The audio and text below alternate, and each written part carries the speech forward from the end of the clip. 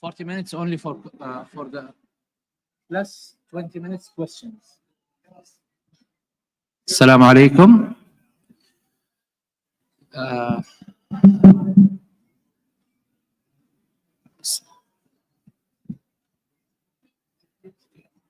Okay, let's start. Assalamu alaikum wa rahmatullahi wa barakatuh. Dear our audience, thank you very much for taking the time and joining our session for the day, which is an amazing time for Oman to host the arbitration, Musqat arbitration days here. And we are we were quite interested to hear lots of updates on the practice. For the day, we are having a very important topic to be discussed, mainly on the maritime disputes and the role of courts to support the idea of maritime disputes and how the practice will be going. My name is Abdurrada Lawati, and I have my distinguished colleagues on the panel, starting from the left side. We have Robert Lawrence. Rob is an English qualified lawyer and dispute resolution partner in the shipping team of HFW in the Middle East. He has a particular focus on offshore marine, international trade and marine insurance. He has been based in the Middle East since 2006, splitting his time between UAE and Saudi Arabia, where also he had his own participation in Oman. He has gained significant experience handling complex disputes centered around the marine and offshore sector. Rob regularly acts as counsel in both domestic and international arbitration forums. On the middle, we have also our colleague Barry Stimpson. Barry is the managing partner of Squire Patton Boggs in Singapore and is an industry group leader and APAC lead of commodities and shipping group at the firm. He has been based in the Far East since 1999 and previously worked in London, Hong Kong, Singapore, and Sydney. Barry is experienced in handling matters in international trade, shipping, offshore, energy, construction, and insurance sector. We have on my left directly Alessandro Tricoli. Alessandro is a partner and head of international transaction group at Fitch & Co in UAE. Before joining Fitch & Co, Alessandro practiced in Italy with a top-tier insurance law firm, during which time he also assisted the chair of maritime law at the University of Bologna. His broad practice encompasses many years of firm's transactional work, ranging from ship finance, ship scale and purchase, construction and conversion contracts. Alessandro is amongst the founding members of UAE Maritime Law Association, and was elected the first and the current chairman, and that he led into membership of CMI. Welcome, Alessandro and Barry and Rob to the session. And on behalf of the center, we are very delighted to see you in Muscat. Now, our main topics, our conversation is split in several topics. So going within the first topic, we are mainly covering the enforcement of maritime awards. As you know, maritime disputes are quite capitalized, intensive, it's time sensitive, and it's across border by their very nature, basically. And considering that enforcement is quite important and a crucial aspect, I would like to go with a very general question to three of you, just to see in highly sensitive maritime dispute, how do you see enforcement acting as a neutral stabilizing factor that keeps commercial certainty in practice? Would you like to start? Yes, Alessandro. Happy to start. I see that as a stabilizing factor indeed, because as long as the parties all know that they can rely on the dispute resolution method that they have agreed for, it is all good. So they know that they have agreed on arbitration. They know that they will not have to deal with courts, whether it's for whatever jurisdiction they are, and they need to have the certainty that all that they have agreed will then be enforced by the state. So I see that as a very stabilizing factor. Is something that is very important for the parties to know that it will be enforced, because as you probably know, as a commercial party or as a lawyer, in the end, the first question that you always ask is, okay, I am investing into this arbitration. I want to continue I want to start this arbitration. Will it be enforced? And then the second question will always be, there will be something to enforce. But the first question is, will it be enforced? Because otherwise, the entire purpose of entire agreement of the parties is frustrated. Any comments, Barry? Yeah, I think it's probably fair to say that shipping gives rise to more arbitrations, more disputes than any other area in commercial law, and that's just simply the nature of the business. And what ship owners have always looked for, I think, in terms of certainty is three things. One, there is the ability to enforce, and it's secondly and thirdly, and these are closely linked, that you want to be able to do so relatively inexpensively and pretty quickly. We're fortunate enough in shipping that it's one of the few areas of law where you can, in many cases of maritime claims, obtain pre-award security relatively easily through either an arrest or an attachment. That adds a huge layer of certainty to security and enforcement of maritime claims that you don't often find in other areas, for example, like oil and gas or insurance. Yeah, I guess just to add to that slightly, I mean, generally neutrality of enforcement and commercial certainty are inevitably like the cornerstones or the bridge between private adjudication and commercial and public authority. And with shipping and international trade being inherently international by nature, whether you're dealing with vessels or cargoes or even the underlying insurance policies, certainty is crucial across those multi-jurisdictional areas. And I think with certainty brings a level of predictability. And with that, the risk lowers and investment increases in the market, which again is important to have liquidity in the market because that will increase trade. So underlying all of that is certainty in the contracts you're agreeing to, having the ability and the knowledge that those future awards will be enforceable in the foreign jurisdiction in where your counterpart may be. So yeah, hugely important. Basically, you know, there is a trend over the world in some parts of the countries where the trend is the refusal of enforcement of maritime for, you know, several reasons. Sometimes it's legal reasons, or it's a practice reasons, or it's something that is not well regulated. So can such judicial resistance, for example, ever create constructive pressure or improvement in the system, or it's purely harmful? I'll start with Barry this time, maybe. I'm tempted to say that it's always harmful. The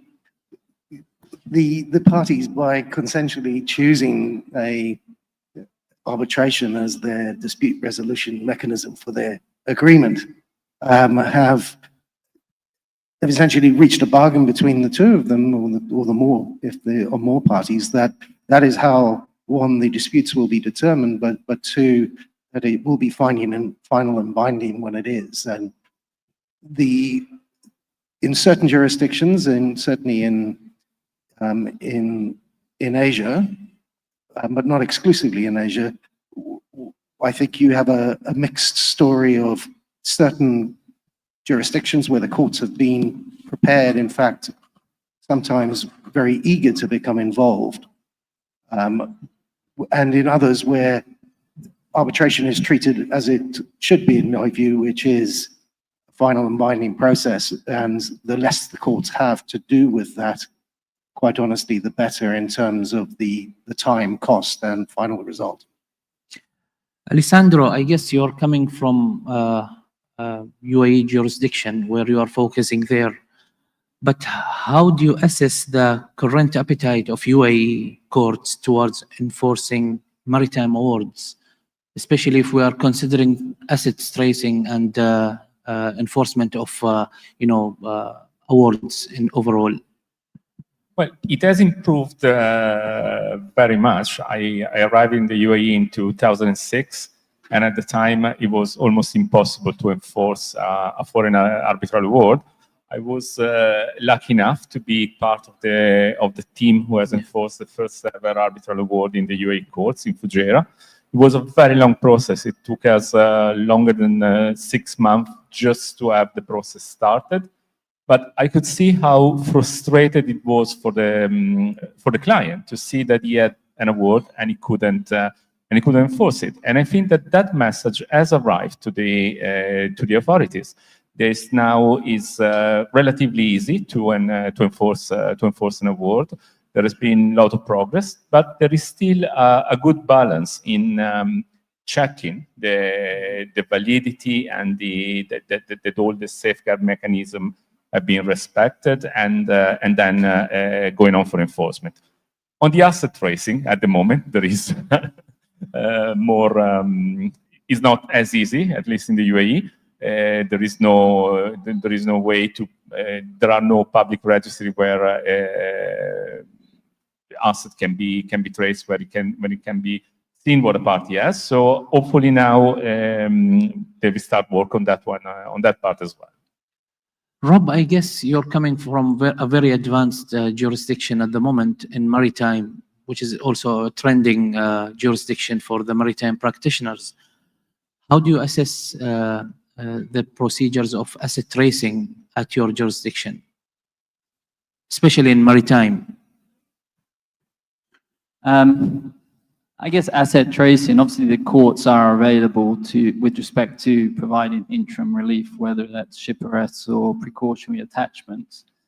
But particularly in this jurisdiction, to a large extent, the obligations on the applicant to identify the assets which they wish to attach. And I think Alessandra just mentioned that in this jurisdiction, again, it's somewhat difficult because of the limited publicly available information. When it comes to ships, ships are quite easy to track and trace because there's various databases that are available that track ships all around the world, and at any one time you can identify where a vessel is. But other assets, bank accounts, commercial property, commodities, and general receivables are more difficult. And while we do sometimes rely on asset tracing companies in this jurisdiction to help identify assets, on the whole, those reports tend to be less helpful than in other more, say, jurisdictions like the UK or Hong Kong or Singapore, where more information is publicly available. So I think when it comes to asset tracing, we still face challenges in this region. And I think the courts have limited capacity to help when it comes to that. Thank you. I guess it's worth to shift from the enforcement of outcomes to the judicial support. So we are just moving to the second topic, which is the role of or the support of courts during the vessel tracing. I think the courts, as a matter of policy, is needed always. And the role of the courts are quite essential and crucial in our daily movement with the maritime advices. So when the arbitration seat is abroad, how can local courts support disputing parties during the tracing, arrest, or protective measures stage? Maybe I would like to start with Barry on this question. Yeah, in my experience, the prospects of successfully enforcing an award are very often determined by the information that's obtained during the commercial relationship. For example, if you've got a charter party and payments have to be made, getting the bank account details from the charter party. Similarly, when you're trading with companies, knowing how they trade, whether they're trading on an FOB basis, a CIF basis, what is susceptible, what the trading patterns are, those are all things that can be done before you reach the courts. When you certainly looking at it from a Singapore, Hong Kong perspective, it's actually remains quite difficult to get a pre-award, pre-judgment attachment that's not an arrest. So as Maravas, as we would used to call them, freezing injunctions now, or Anton Pillar orders for disclosure, the bar is still set very high in terms of essentially having to prove in Singapore or Hong Kong that there's an element of dishonesty or fraud. And in 90% of commercial disputes, that's just not the case. So the courts have a limited armory to help parties pre-award, pre-judgment. Rob, before I just come to you, I'd like to ask a very important question on the reciprocity, Alessandro. As you know, the reciprocity is becoming, a kind of central argument in the MENA region, where lawyers can take it always as a formal defensive point on the top of the memo every time. How can lawyers effectively demonstrate the urgency of and economic reality of damages so that courts accept protective petitions even while the main case is still abroad?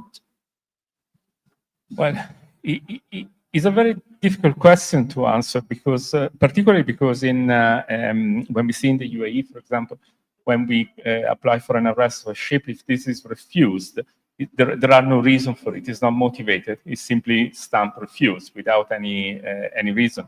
So it becomes difficult to see what was the part that was not convincing for the court and has pointed them toward refusing the arrest rather than granting it. But it is true, as you said, that at the moment the main point is trying to convince the court that there is this risk of dissipation, and as I said, it's difficult to see what is how we can do it. But I can see from a UAE perspective, for example, if it is a foreign company, it always helps, because then the court is convinced that there are no other assets in the UAE, and therefore that is already a convincing, usually a very strong convincing factor. But if the company is based in the UAE, then it becomes more difficult. However, for the ships in general, it's also different, because particularly with the new maritime law that came into force a few years back, they have largely enlarged the list of the maritime debt that will give rise to a right to arrest. And because in that case, it is a right that is coming from directly from the law, then you won't need to demonstrate all the rest. But we are also fortunate enough, in a certain sense, in the UAE, having some other courts, let's say. So on top of the federal court system, we also have the IFC and ADGM. That there has been many developments recently, particularly in the DIFC. There's been a few interesting cases very recently on the support of foreign proceedings, and it seems that the trend is that the court is willing and is trying to be as helpful as possible in providing this assistance to foreign proceeding. So the trend in the UAE, at least, it seems to be that there is very much support from the courts to the foreign procedures. Robert, you're quite familiar, I guess, with the jurisdictions that you are focusing on these days. While, in the maritime case especially, lawyers are facing particular specific pressure on not to missing any steps, or to avoid missing any steps, in order to have a successful decision in favor of the client. So my question is, what practical missteps are most commonly responsible for losing urgent petitions against vessels, and how can practitioners avoid them in advance? I think it's more of an issue with respect to court procedures as opposed to what practitioners do per se. Obviously, practitioners, when preparing applications, need to be prepared in advance, because this jurisdiction is inherently more difficult to prepare and file attachment applications against ship arrest, for example, than it is in Hong Kong or Singapore, where you can practically arrest the vessel within a few hours of being instructed.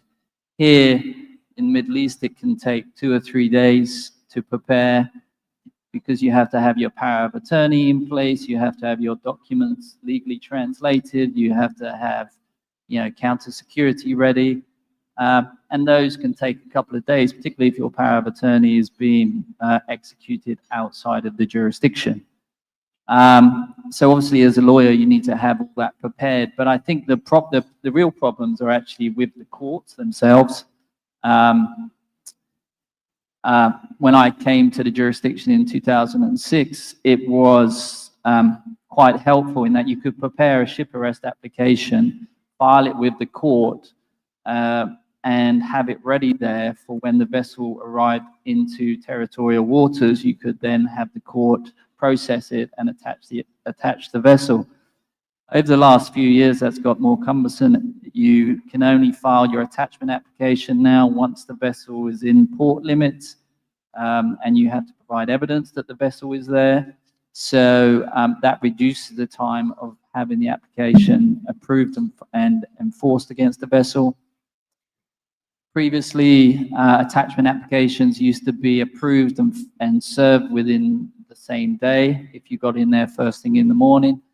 Now, in the Middle East, it can take, well, particularly in the UAE and in Saudi Arabia, it wouldn't be unusual for an application to take 2 to 3 days before it's actually ruled upon and then enforced. And judges, I think we could all do with training, you know, in order to improve our knowledge and stuff. And I don't think the judges are any different, particularly in unique areas as shipping and international trade. I think the maritime code is very unique and not all judges are particularly familiar with it. So I think if you put all those three together, it does delay the process.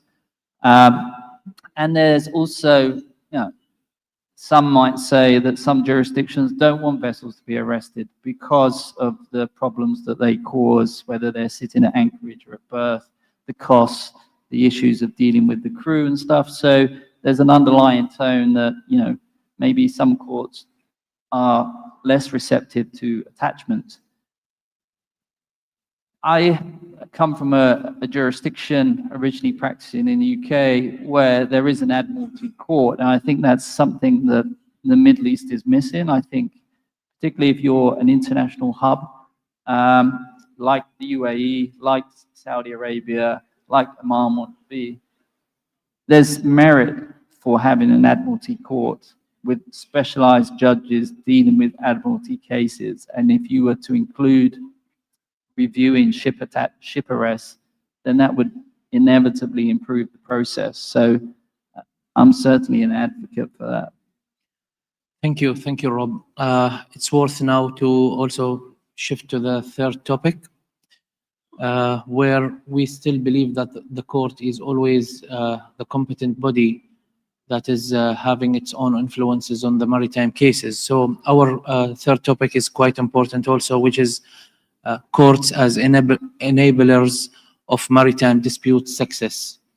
So maybe I would like to have a general question to three of you, where, as you know, the country or the countries over the world are bound with international treaties and framework, and these are having its own binding effects on or influences on their local regulations.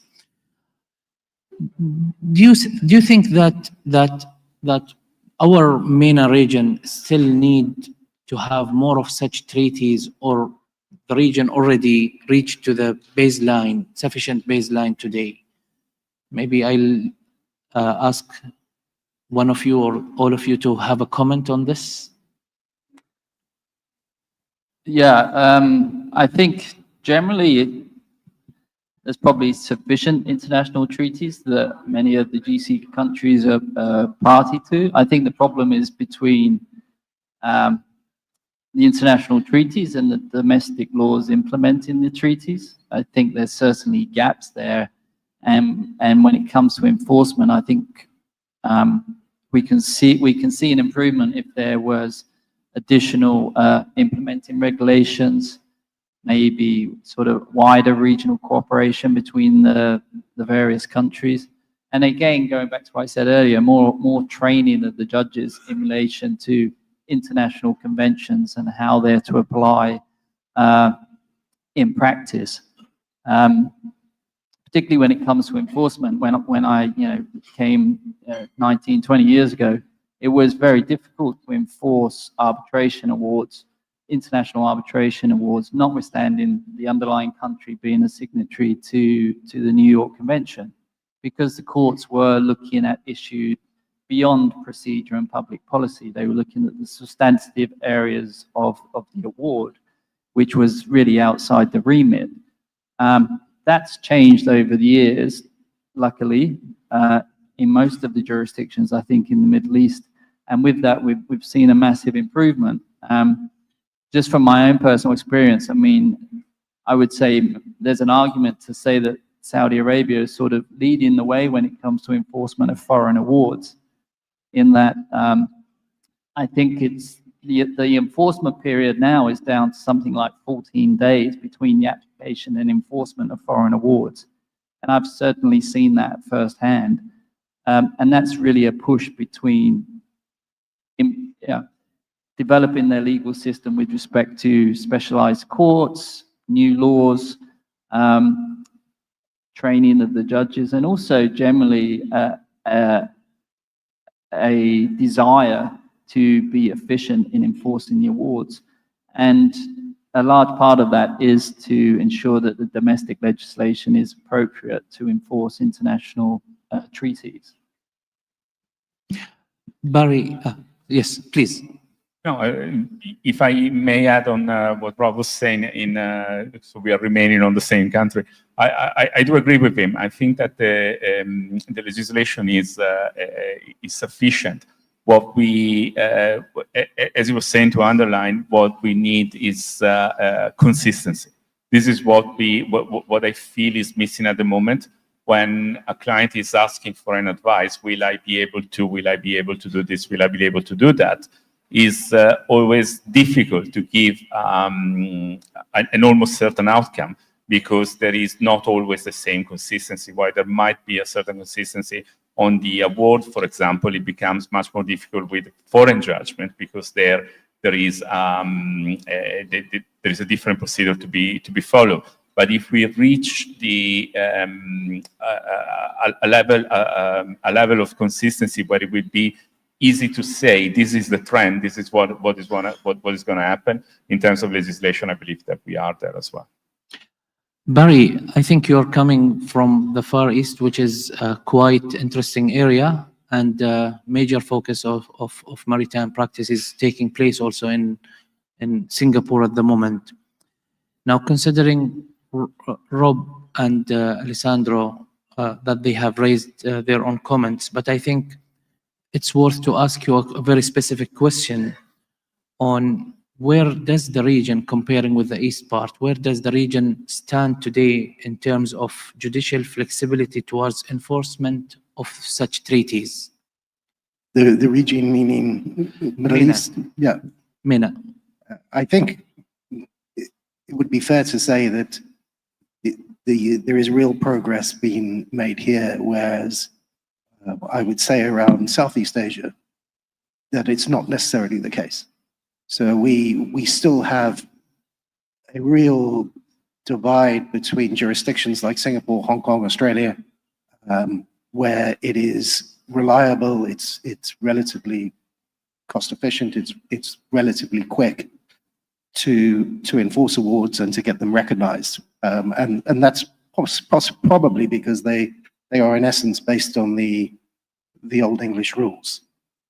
That is simply not the case in some of the more problematic big trading jurisdictions like Indonesia, for example. So one of the issues we deal with on a regular basis in Singapore is trying to enforce awards in Indonesia.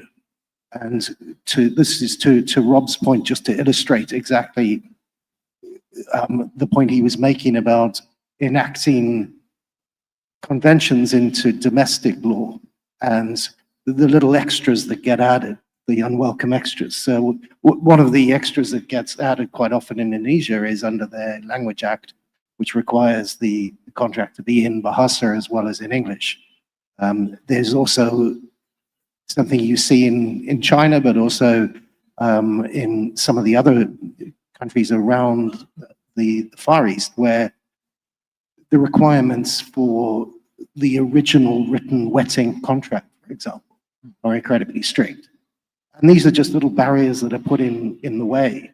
So while you have the New York Convention adopted, you've got a whole bunch of other requirements that are specific to that jurisdiction, which make it more difficult to do.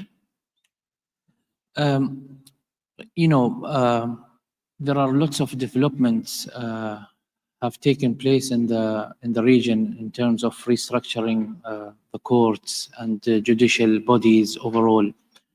And I'm proud to say that recently Oman have taken this necessary step to establish an independent investment courts, looking into main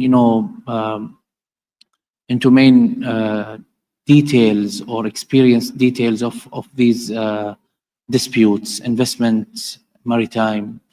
So as such, I think, Alessandro, the same happened in UAE recently, a couple of years ago. As such, it's happening, taking place also in different jurisdictions.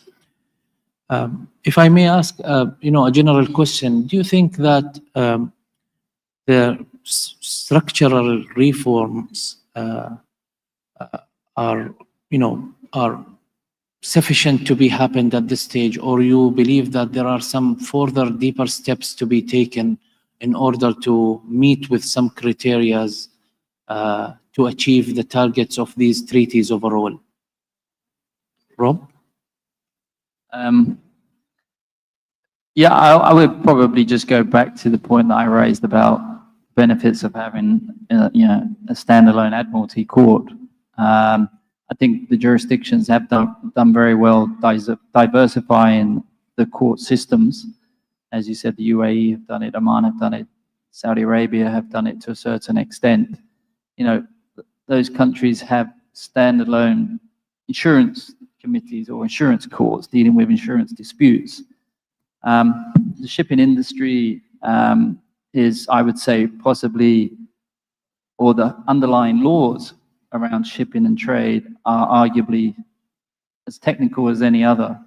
And they certainly, I think, warrant having a standalone Admiralty Court with specialized judges, particularly given how important this region is to economic trade and being global, major global logistic hubs with some of the biggest ports in the world, some of the biggest dry docks in the world. And so I think, if you were to add an Admiralty Court there to oversee shipping-related disputes, then I could only see benefits of that. That will only attract more confidence into the region, more confidence into the respective legal systems, and that would inevitably increase trade and investment. So, I think that would be a benefit to certainly a benefit to the lawyers practicing in this region, that's for sure. Lisandro, I think you were trying to say something. Well, again, I tend to agree. This is good, but the effort that all these jurisdictions are doing in trying to diversify and specialize in different areas, because probably that is what we need at the moment, as we see in the profession, in the law firm. There are no more generalist lawyers. There are very specialized lawyers, because the volume of laws, precedents, and regulation is becoming so high. It's probably the same for the court. It's becoming difficult to think that the judge can be specialized in all different areas. So it's good if they start. And again, to highlight again what a point that we were made before is the consistency. So the important is that all these different courts, all these different areas, they then talk to each other, and they make sure that there is a consistent outcome on all of that, because otherwise we run the risk of having a very specialized, very good court, but then if it's not consistent, because depending on where you're ending up, you might have totally different result. That would probably lead to more chaos than what we could handle. Unfortunately, we are reaching to the end of our topics. Before I just give the mic to our audience, maybe I would like to ask a general question on an urgent or immediate recommendation that you would like to raise, if it is necessary, from tomorrow morning, on development of the idea of enforcement of maritime awards. Barry? Yeah, I think it comes down to what the expectations of the users of international arbitration in the maritime area are. And I think, going back to the start, it comes down to really, they want certainty. They don't want it to cost the earth, and they want it to be relatively quick. And so anything that we can do that adds to any of those three, the better. I would say, if there was one thing, certainly is to reduce the amount of awards that are being appealed in some way, whether it's seeking to challenge the arbitrators, or whether it's seeking to set it aside on spurious grounds of breach of natural justice, which seems to be the way at the moment. I think the more we can do to restrict the the attempts to essentially delay enforcement, make it more costly to enforce, the better. Alessandro? I think as well one of the most controversial point is the administrative burden rather than the legal burden. So trying to make it easier to arrive at the enforcement stage. We see at the moment all the need for translation, the need for attestation at various stages. You're already there in Oman, for example, in the UAE, and starting with the Apostle Convention would be probably already start making simplifying a little bit the life of ourselves. And sometimes it's just also a matter of common sense. For example, to make a silly example, sometimes they require an attestation from the court of the origin of the arbitration award that there are no appeal ongoing, and not all the courts can release this kind of attestation. So if it's not available, it's not available. There is no point in insisting on it. So trying to be a little bit more commercial from that point of view. Rob? Well, I guess leaving aside the issue about advocating for an admiralty court, I guess generally training of some of the judges when it comes to enforcement and how international conventions like the New York Convention is to be applied. I think a good example is experience in Saudi Arabia, where enforcing foreign awards in Saudi Arabia, normally you just have to rely on the other party being a signatory to the New York Convention. But for example, you have to show that a Saudi arbitration award would be enforced in the reciprocal country. So we recently enforced an English arbitration award in the Kingdom. We had to get a letter from the English courts confirming that the award was final and binding, and that in the event a Saudi arbitration award was produced, it would in principle be enforced in England.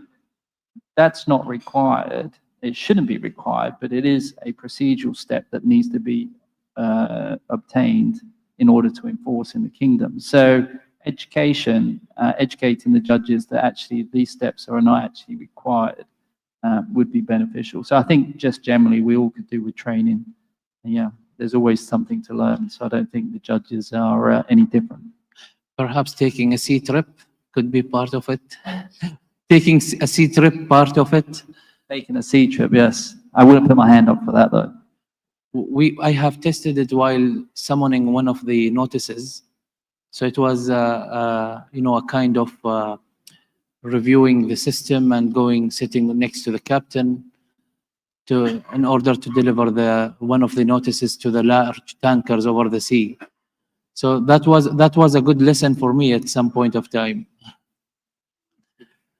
Great. So we are just reaching to the end of our session. I would like to invite the audience to raise any comments or questions if they have, and we would be happy to take 10 minutes to answer the questions, if any.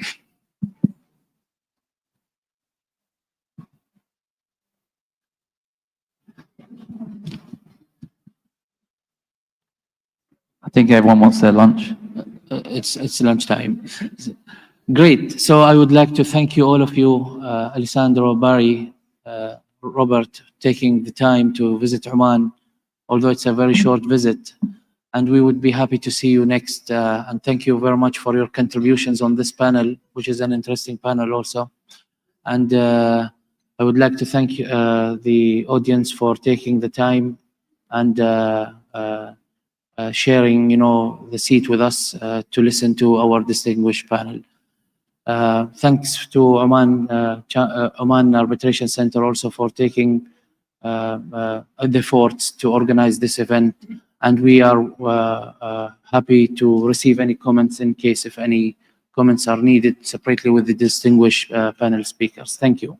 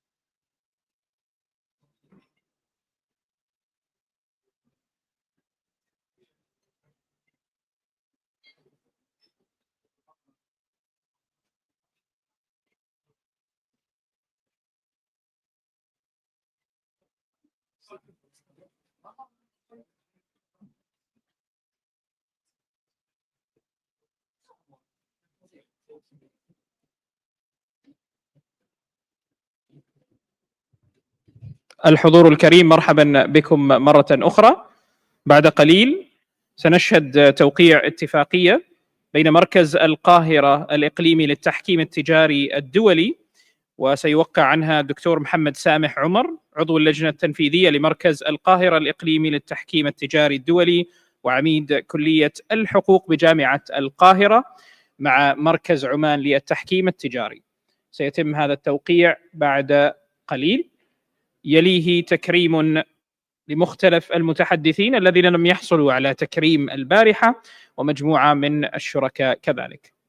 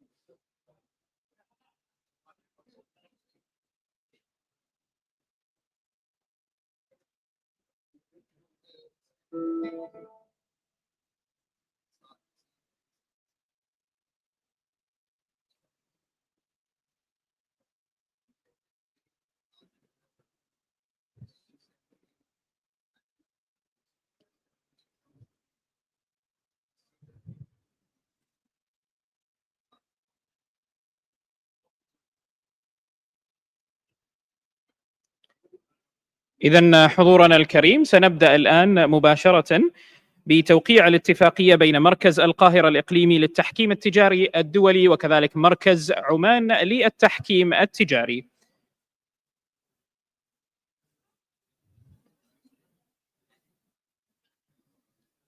فليتفضلوا مشكورين لتوقيع هذه الاتفاقية.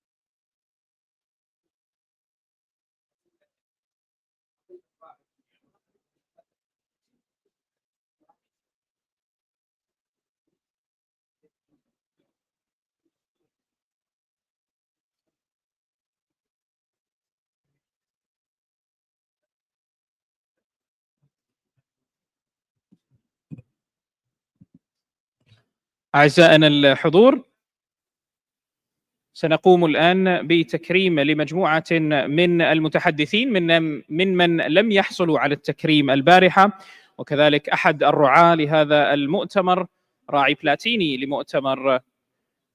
لهذا المؤتمر أيام مسقط للتحكيم، وكذلك أحد الشركاء، على أن يكرم البقية لاحقا.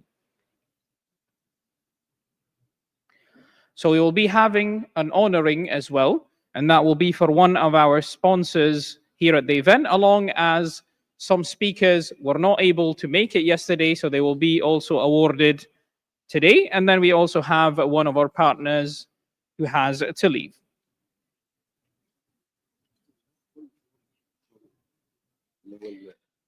إذا نبدأ بالراعي البلاتيني، شركة Wordly Partnership. Wordly Partnership, Platinum sponsor for this event. Thank you for making this event a success.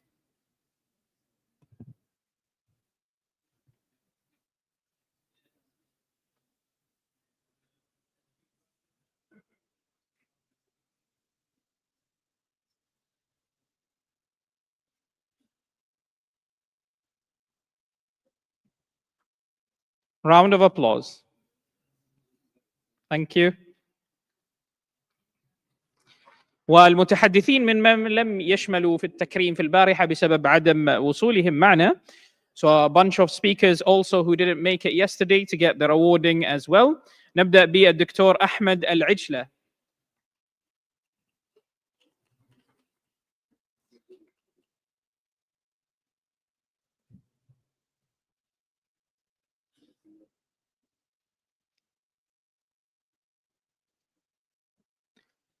ثم البروفيسور نجيب شاهين.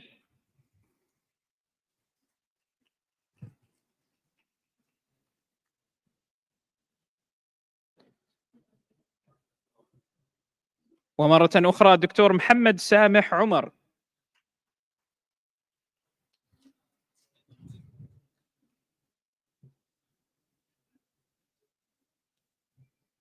Followed by Barry Stimpson.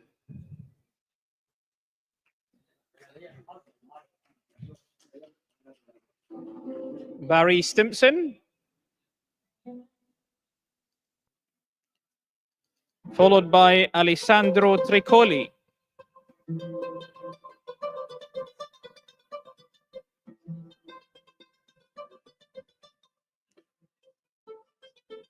We also have Robert Lawrence. Please join us on stage if you made it to the hall. Then we also have Kostas Franksikidis.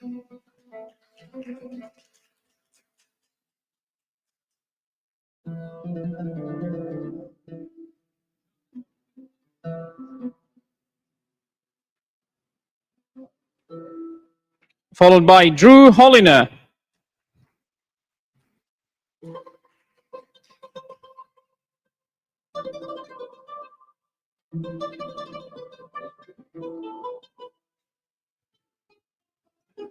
And then followed by Paul Wardley.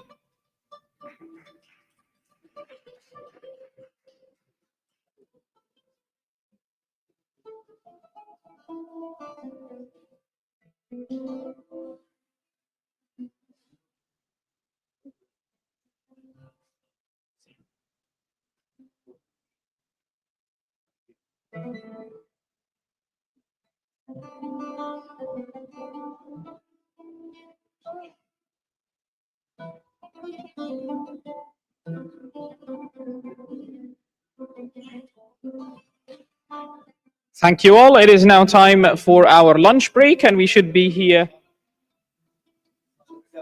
نعم، إذا عذرا الشركاء جمعية يوسف صادر للثقافة القانونية.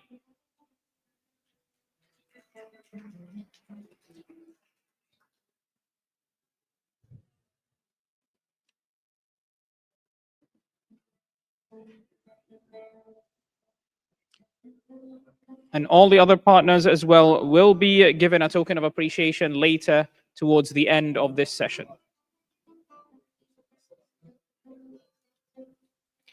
So with that, we do break for lunch, and we should be back here at 1:30. So we have an hour for lunch, and then we should be back for our sessions post-lunch. إذن سنعود للجلسات بعد الغداء في تمام 1:30. شكرا لكم ونتمنى لكم غداء سعيدا.